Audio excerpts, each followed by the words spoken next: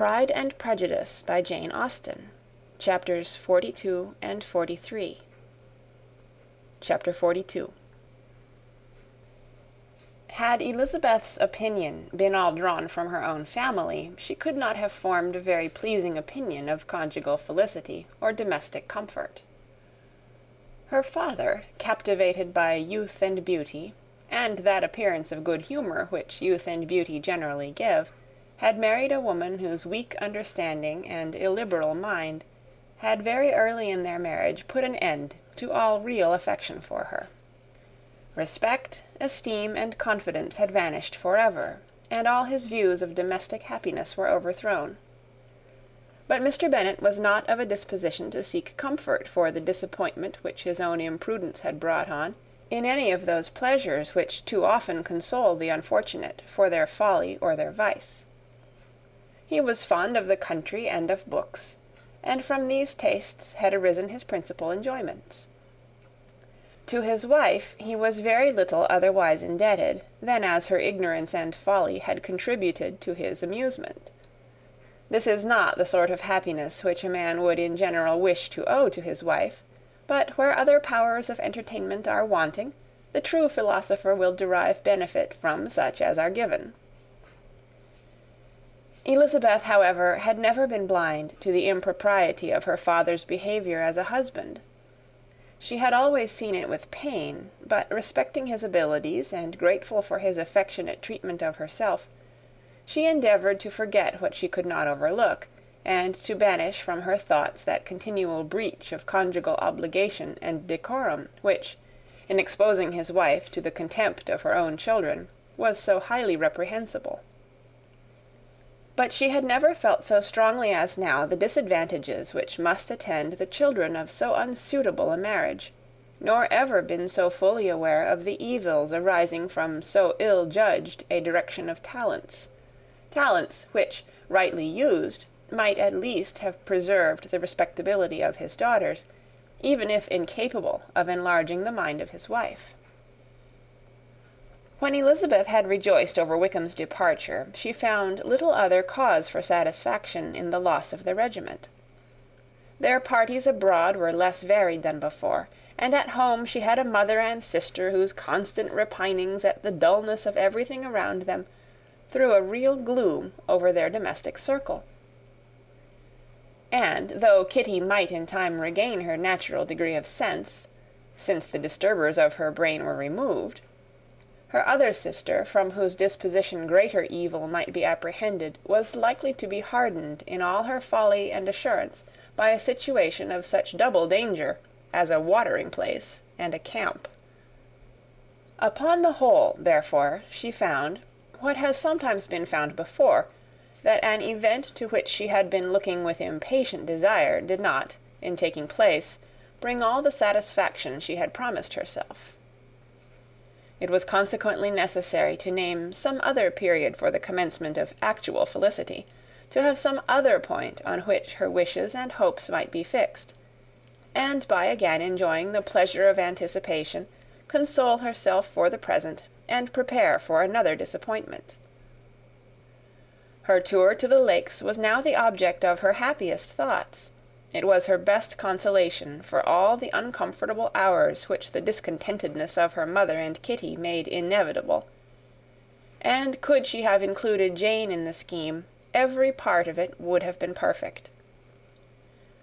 But it is fortunate, thought she, that I have something to wish for.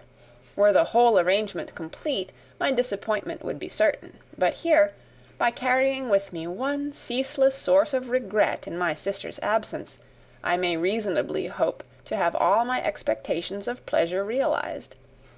A scheme of which every part promises delight can never be successful, and general disappointment is only warded off by the defence of some little peculiar vexation. When Lydia went away, she promised to write very often and very minutely to her mother and Kitty, but her letters were always long expected, and always very short. Those to her mother contained little else than that they were just returned from the library, where such and such officers had attended them, and where she had seen such beautiful ornaments as made her quite wild. that she had a new gown or a new parasol, which she would have described more fully, but was obliged to leave off in a violent hurry, as Mrs. Forster called her, and they were going off to the camp. And from her correspondence with her sister, there was still less to be learnt, for her letters to Kitty, though rather longer, were much too full of lines under the words to be made public. After the first fortnight or 3 weeks of her absence, health, good humour, and cheerfulness began to reappear at Longbourn. Everything wore a happier aspect. The families who had been in town for the winter came back again, and summer finery and summer engagements arose. Mrs. Bennet was restored to her usual querulous serenity, and by the middle of June Kitty was so much recovered as to be able to enter Meryton without tears, an event of such happy promise as to make Elizabeth hope that by the following Christmas she might be so tolerably reasonable as not to mention an officer above once a day, unless, by some cruel and malicious arrangement at the War Office, another regiment should be quartered in Meryton. The time fixed for the beginning of their northern tour was now fast approaching, and a fortnight only was wanting of it, when a letter arrived from Mrs. Gardiner, which at once delayed its commencement and curtailed its extent. Mr. Gardiner would be prevented by business from setting out till a fortnight later in July, and must be in London again within a month. And as that left too short a period for them to go so far and see so much as they had proposed, or at least to see it with the leisure and comfort they had built on, they were obliged to give up the Lakes and substitute a more contracted tour, and, according to the present plan, were to go no farther northwards than Derbyshire. In that county there was enough to be seen to occupy the chief of their 3 weeks, and to Mrs. Gardiner it had a peculiarly strong attraction. The town where she had formerly passed some years of her life, and where they were now to spend a few days, was probably as great an object of her curiosity as all the celebrated beauties of Matlock, Chatsworth, Dovedale, or the Peak. Elizabeth was excessively disappointed. She had set her heart on seeing the Lakes, and still thought there might have been time enough. But it was her business to be satisfied, and certainly her temper to be happy, and all was soon right again. With the mention of Derbyshire there were many ideas connected. It was impossible for her to see the word without thinking of Pemberley and its owner. "But surely," said she, "I may enter his county without impunity, and rob it of a few petrified spars, without his perceiving me."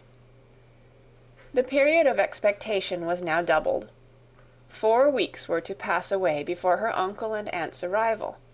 But they did pass away, and Mr. and Mrs. Gardiner, with their 4 children, did at length appear at Longbourn.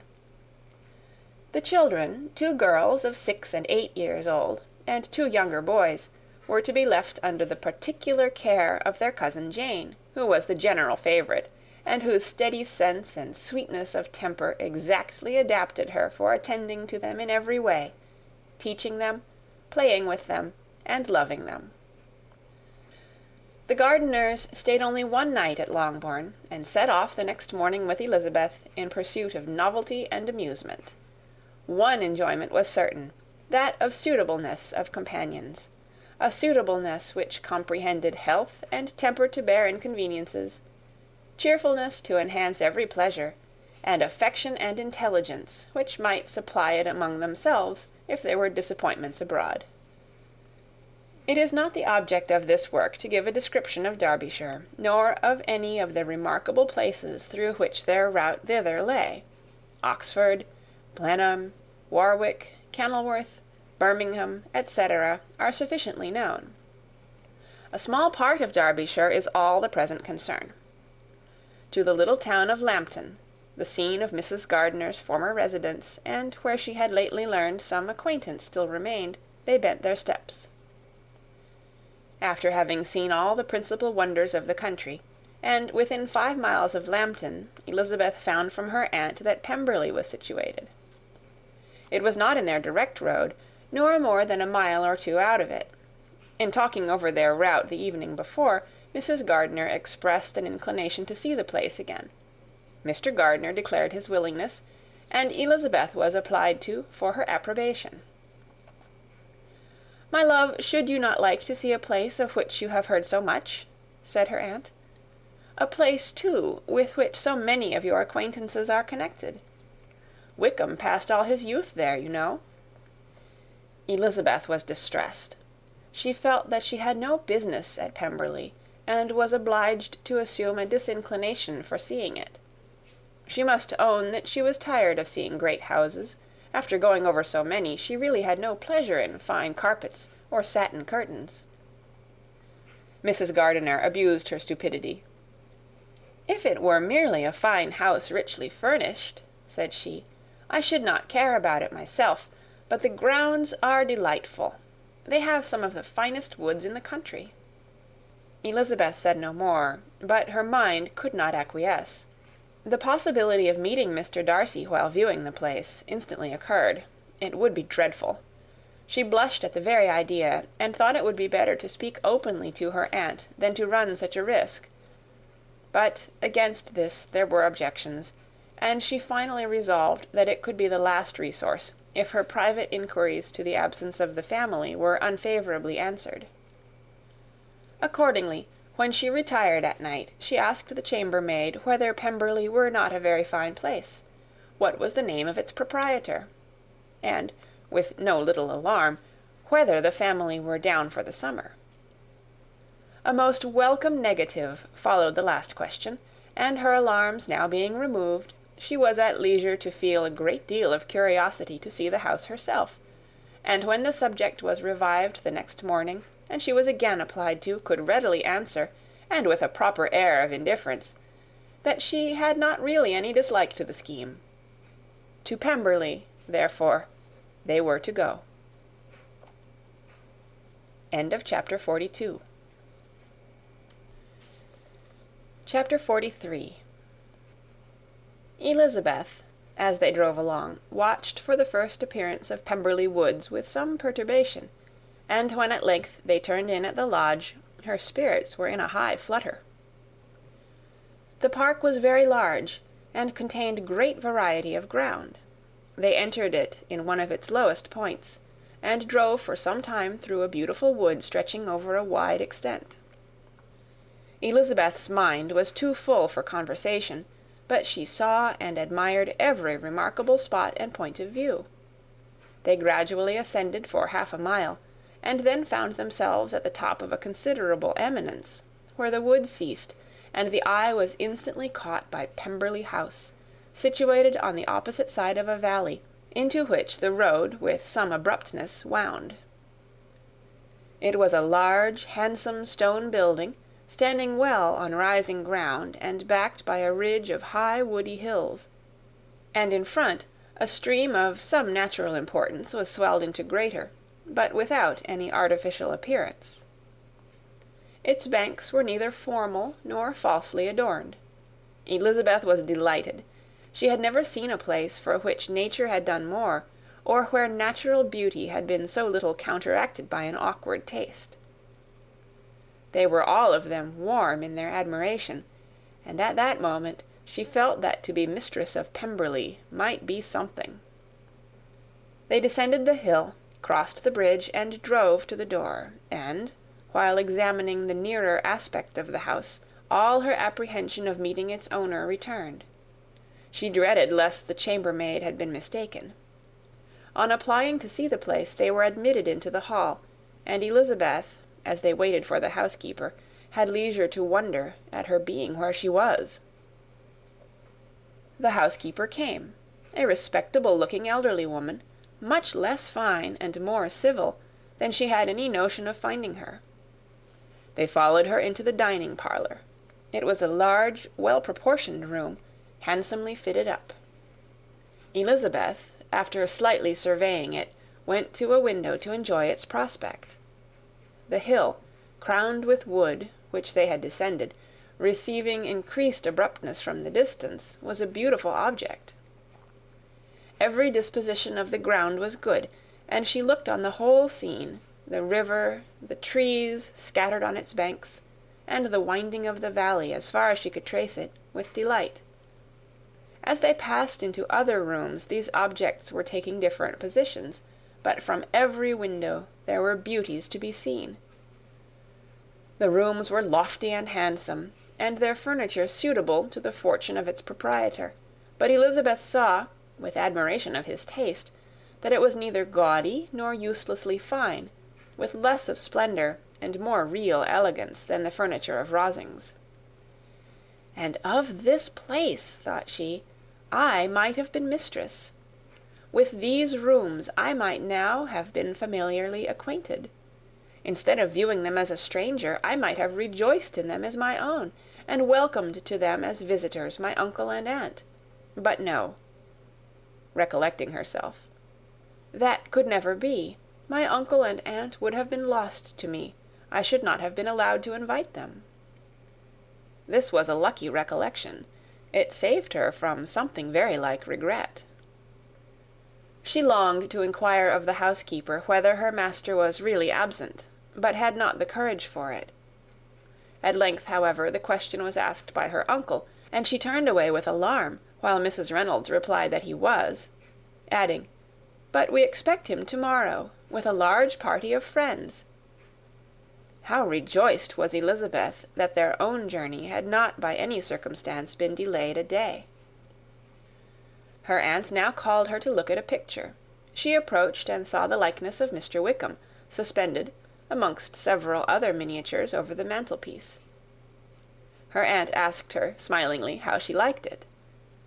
The housekeeper came forward and told them it was a picture of a young gentleman, the son of her late master's steward, who had been brought up by him at his own expense. "He is now gone into the army," she added, "but I am afraid he has turned out very wild." Mrs. Gardiner looked at her niece with a smile, but Elizabeth could not return it. "And that," said Mrs. Reynolds, pointing to another of the miniatures, "is my master, and very like him. It was drawn at the same time as the other, about 8 years ago." "I have heard much of your master's fine person," said Mrs. Gardiner, looking at the picture. "It is a handsome face, but, Lizzie, you can tell us whether it is like or not." Mrs. Reynolds' respect for Elizabeth seemed to increase on this intimation of her knowing her master. "Does that young lady know Mr. Darcy?" Elizabeth coloured and said, "A little." "And do you not think him a very handsome gentleman, ma'am?" "Yes, very handsome." "I am sure I know none so handsome, but in the gallery upstairs you will see a finer, larger picture of him than this. This room was my late master's favourite room, and these miniatures are just as they used to be then. He was very fond of them." This accounted to Elizabeth for Mr. Wickham's being among them. Mrs. Reynolds then directed their attention to one of Miss Darcy, drawn when she was only 8 years old. "And is Miss Darcy as handsome as her brother?" said Mrs. Gardiner. "Oh, yes, the handsomest young lady that ever was seen, and so accomplished. She plays and sings all day long. In the next room is a new instrument just come down for her, a present from my master. She comes here to-morrow with him." Mr. Gardiner, whose manners were very easy and pleasant, encouraged her communicativeness by his questions and remarks. Mrs. Reynolds, either by pride or attachment, had evidently great pleasure in talking of her master and his sister. "Is your master much at Pemberley in the course of the year?" "Not so much as I could wish, sir, but I dare say he may spend half his time here, and Miss Darcy is always down for the summer months." "Except," thought Elizabeth, "when she goes to Ramsgate." "If your master would marry, you might see more of him." "Yes, sir, but I do not know when that will be. I do not know who is good enough for him." Mr. and Mrs. Gardiner smiled. Elizabeth could not help saying, "It is very much to his credit, I am sure, that you should think so." "I say no more than the truth, and everybody will say that knows him," replied the other. Elizabeth thought this was going pretty far, and she listened with increasing astonishment as the housekeeper added, I have never known a cross word from him in my life, and I have known him ever since he was 4 years old."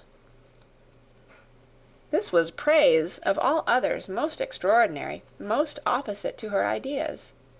That he was not a good-tempered man had been her firmest opinion. Her keenest attention was awakened. She longed to hear more, and was grateful to her uncle for saying, "There are very few people of whom so much can be said. You are lucky in having such a master." "Yes, sir, I know I am. If I were to go through the world, I could not meet with a better. But I have always observed that they who are good-natured when children are good-natured when they grow up.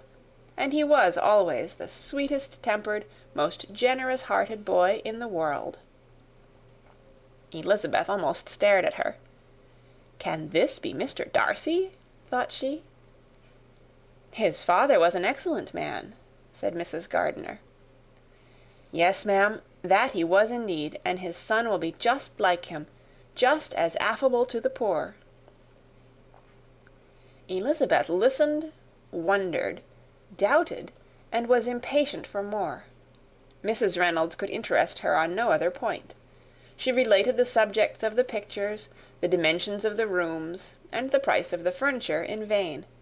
Mr. Gardiner, highly amused by the kind of family prejudice to which he attributed her excessive commendation of her master, soon led again to the subject, and she dwelt with energy on his many merits as they proceeded together up the great staircase. "He is the best landlord and the best master," said she, "that ever lived. Not like the wild young men nowadays, who think of nothing but themselves. There is not one of his tenants or servants but will give him a good name. Some people call him proud, but I am sure I never saw anything of it. To my fancy, it is only because he does not rattle away like other young men." "In what an amiable light does this place him," thought Elizabeth. "This fine account of him," whispered her aunt as they walked, "is not quite consistent with his behaviour to our poor friend. Perhaps we might be deceived. That is not very likely. Our authority was too good." On reaching the spacious lobby above, they were shown into a very pretty sitting-room, lately fitted up with greater elegance and lightness than the apartments below, and were informed that it was but just done to give pleasure to Miss Darcy, who had taken a liking to the room when last at Pemberley. "He is certainly a good brother," said Elizabeth, as she walked towards one of the windows. Mrs. Reynolds anticipated Miss Darcy's delight when she should enter the room. "And this is always the way with him," she added. "Whatever can give his sister any pleasure is sure to be done in a moment. There is nothing he would not do for her." The picture gallery and 2 or 3 of the principal bedrooms were all that remained to be shown. In the former were many good paintings, but Elizabeth knew nothing of the art, and from such as had been already visible below, she had willingly turned to look at some drawings of Miss Darcy's, in crayons, whose subjects were usually more interesting, and also more intelligible. In the gallery there were many family portraits, but they could have little to fix the attention of a stranger. Elizabeth walked in quest of the only face whose features would be known to her. At last it arrested her, and she beheld a striking resemblance to Mr. Darcy, with such a smile over the face as she remembered to have sometimes seen when he looked at her. She stood several minutes before the picture, in earnest contemplation, and returned to it again before they quitted the gallery. Mrs. Reynolds informed them that it had been taken in his father's lifetime. There was certainly at this moment in Elizabeth's mind a more gentle sensation towards the original than she had ever felt at the height of their acquaintance. The commendation bestowed on him by Mrs. Reynolds was of no trifling nature. What praise is more valuable than the praise of an intelligent servant? As a brother, a landlord, a master, she considered how many people's happiness were in his guardianship. How much of pleasure and pain was it in his power to bestow? How much of good or evil must be done by him? Every idea that had been brought forward by the housekeeper was favourable to his character, and as she stood before the canvas on which he was represented, and fixed his eyes upon herself, she thought of his regard with a deeper sentiment of gratitude than it had ever raised before. She remembered its warmth, and softened its impropriety of expression. When all of the house that was open to general inspection had been seen, they returned downstairs, and, taking leave of the housekeeper, were consigned over to the gardener, who met them at the hall door. As they walked across the hall towards the river, Elizabeth turned back to look again. Her uncle and aunt stopped also, and while the former was conjecturing as to the date of the building, the owner of it himself suddenly came forward from the road which led behind it to the stables. They were within 20 yards of each other, and so abrupt was his appearance that it was impossible to avoid his sight. Their eyes instantly met, and the cheeks of both were overspread with the deepest blush. He absolutely started, and for a moment seemed immovable from surprise, but shortly recovering himself, advanced towards the party, and spoke to Elizabeth, if not in terms of perfect composure, at least of perfect civility. She had instinctively turned away, but stopping on his approach, received his compliments with an embarrassment impossible to be overcome. Had his first appearance, or his resemblance to the picture they had just been examining, been insufficient to assure the other two that they now saw Mr. Darcy, the gardener's expression of surprise on beholding his master must immediately have told it.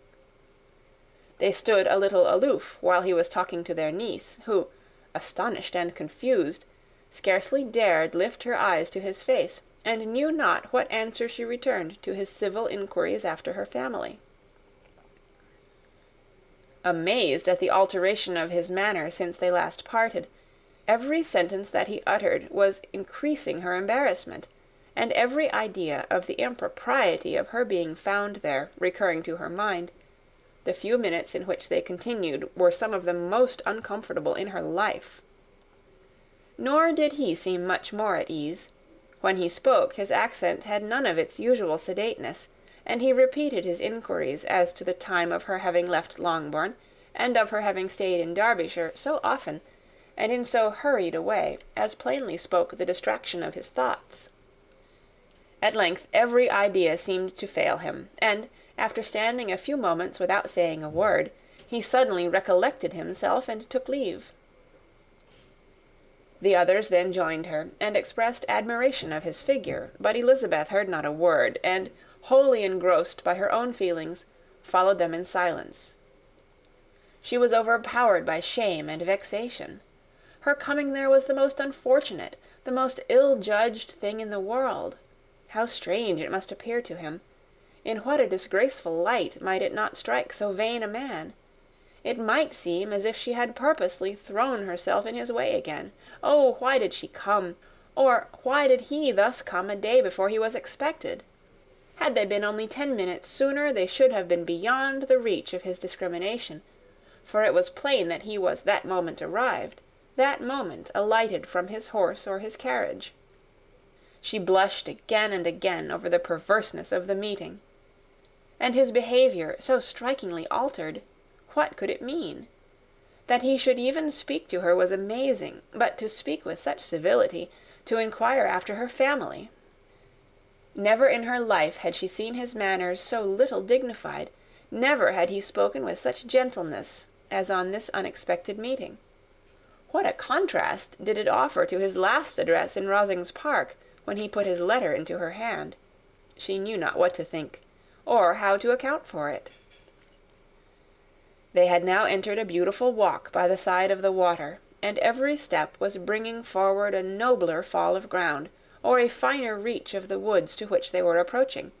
But it was some time before Elizabeth was sensible of any of it, and, though she answered mechanically to the repeated appeals of her uncle and aunt, and seemed to direct her eyes to such objects as they pointed out, she distinguished no part of the scene.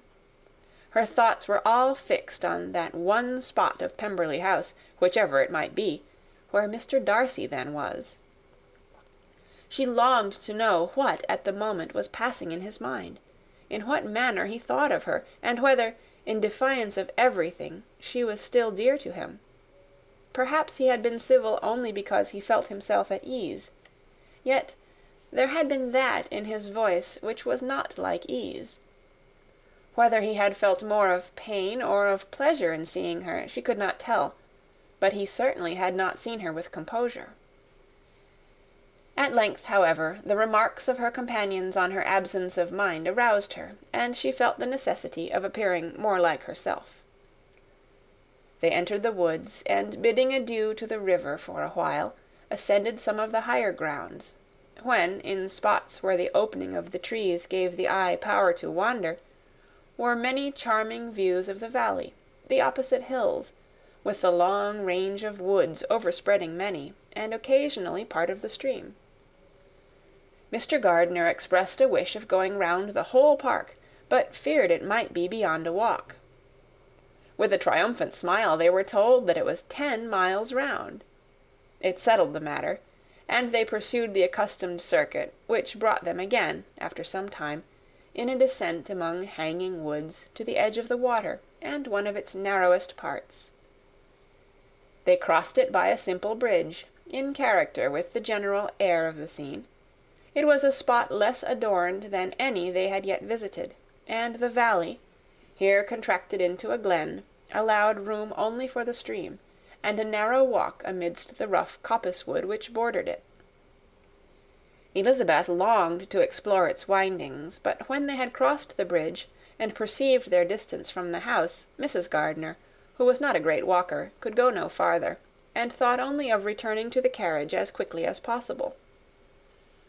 Her niece was, therefore, obliged to submit, and they took their way towards the house on the opposite side of the river, in the nearest direction, but their progress was slow, for Mr. Gardiner, though seldom able to indulge the taste, was very fond of fishing, and was so much engaged in watching the occasional appearance of some trout in the water, and talking to the man about them, that he advanced but little. Whilst wandering on in this slow manner, they were again surprised, and Elizabeth's astonishment was quite equal to what it had been at first, by the sight of Mr. Darcy approaching them, and at no great distance. The walk here being less sheltered than on the other side, allowed them to see him before they met. Elizabeth, however astonished, was at least more prepared for an interview than before, and resolved to appear and to speak with calmness, if he really intended to meet them. For a few moments, indeed, she felt that he would probably strike into some other path. The idea lasted while a turning in the walk concealed him from their view. The turning past, he was immediately before them. With a glance, she saw that he had lost none of his recent civility, and, to imitate his politeness, she began, as they met, to admire the beauty of the place. But she had not got beyond the words "delightful" and "charming," when some unlucky recollections obtruded, and she fancied that praise of Pemberley from her might be mischievously construed. Her colour changed, and she said no more. Mrs. Gardiner was standing a little behind, and on her pausing, he asked her if she would do him the honour of introducing him to her friends. This was a stroke of civility for which she was quite unprepared, and she could hardly suppress a smile at his being now seeking the acquaintance of some of those very people against whom his pride had revolted in his offer to herself. What will be his surprise, thought she, when he knows who they are? He takes them now for people of fashion.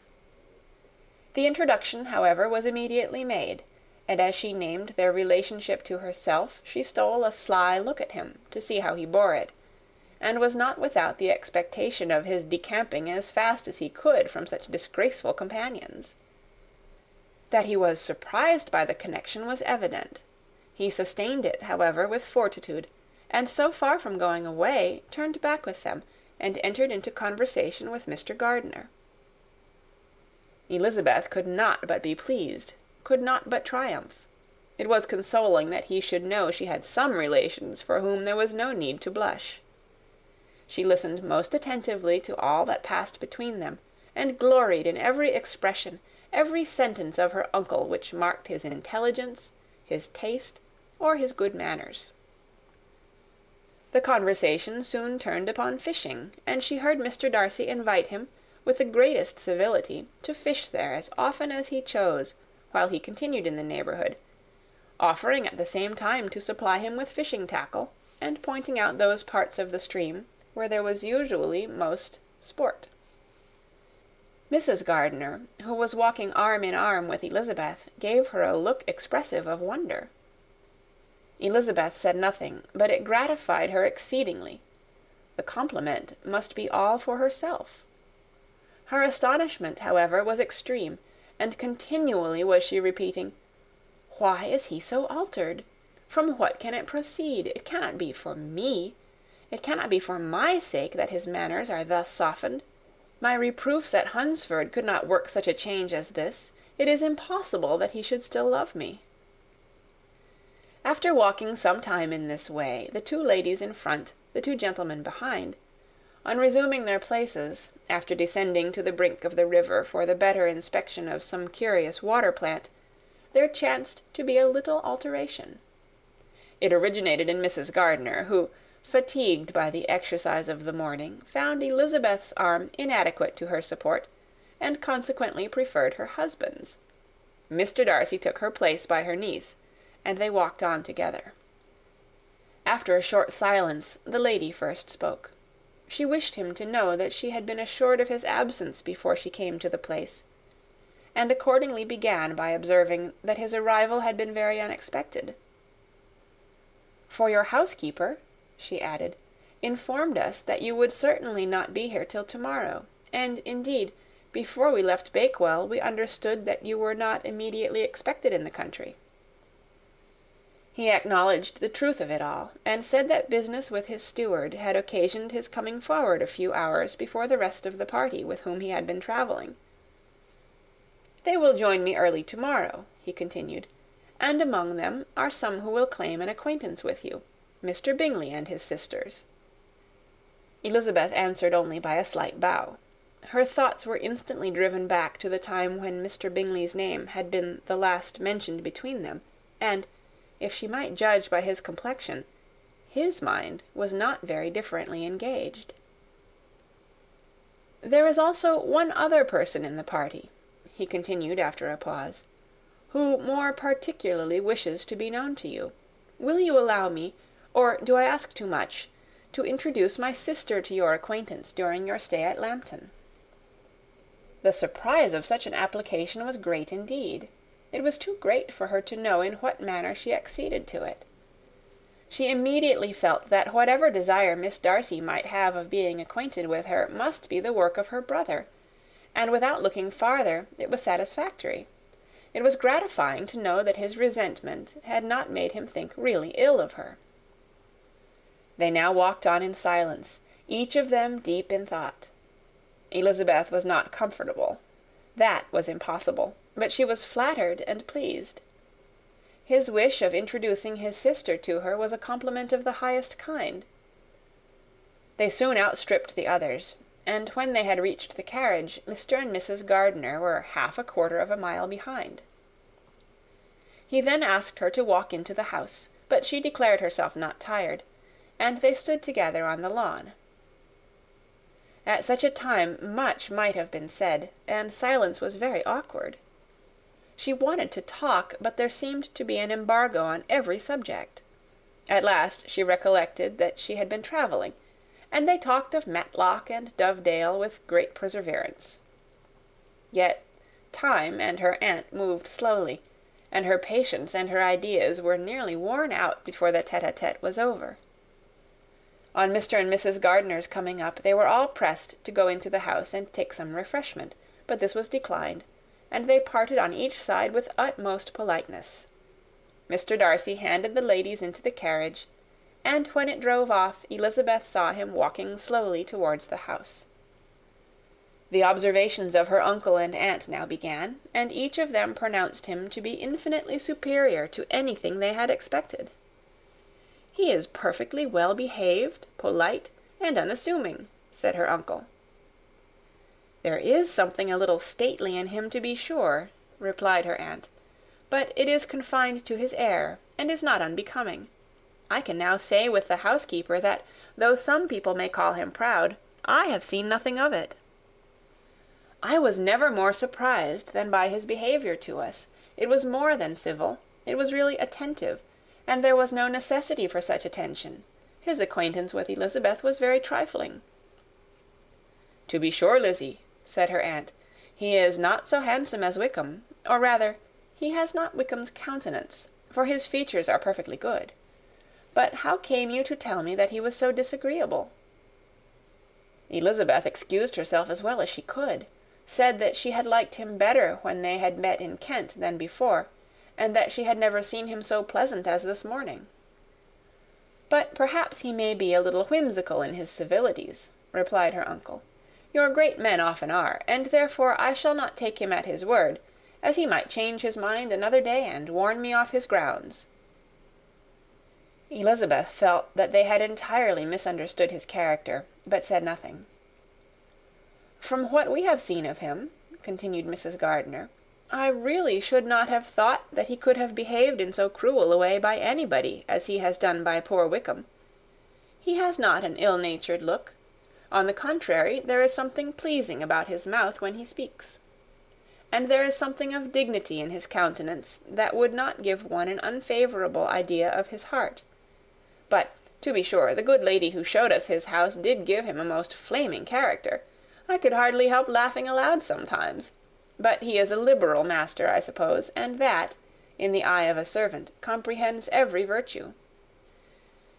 Elizabeth here felt herself called on to say something in vindication of his behaviour to Wickham, and therefore gave them to understand, in as guarded a manner as she could, that by what she had heard from his relations in Kent, his actions were capable of a very different construction, and that his character was by no means so faulty, nor Wickham's so amiable, as they had been considered in Hertfordshire. In confirmation of this, she related the particulars of all the pecuniary transactions in which they had been connected, without actually naming her authority, but stating it to be such as might be relied on. Mrs. Gardiner was surprised and concerned, but as they were now approaching the scene of her former pleasures, every idea gave way to the charm of recollection, and she was too much engaged in pointing out to her husband all the interesting spots in its environs to think of anything else. Fatigued as she had been by the morning's walk, they had no sooner dined than she set off again in quest of her former acquaintance, and the evening was spent in the satisfactions of an intercourse renewed after many years' discontinuance. The occurrences of the day were too full of interest to leave Elizabeth much attention for any of these new friends, and she could do nothing but think, and think with wonder, of Mr. Darcy's civility, and, above all, of his wishing her to be acquainted with his sister. End of chapter 43.